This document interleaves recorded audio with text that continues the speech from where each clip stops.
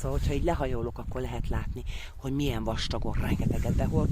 hordtam, és hát ugye ide zsákostól sokkal könnyebben be lehet hordani ezeket, mint a talicskával, mert ugye ide már talicskával egyáltalán nem tudok bejönni.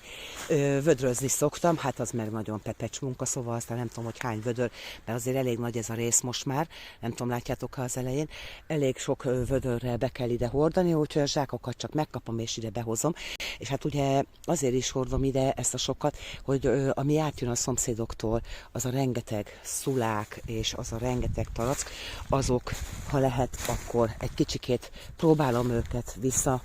visszaszorítani. Hát amíg nem nőnek meg a növények, addig bizony ezek a gyomok, ezek jönni fognak ott elő, annak ellenére, hogy folyamatosan mulcsozok, elő fognak jönni, de majd, hogyha már szépen betakarják a talajt, akkor nem fognak látszódni. És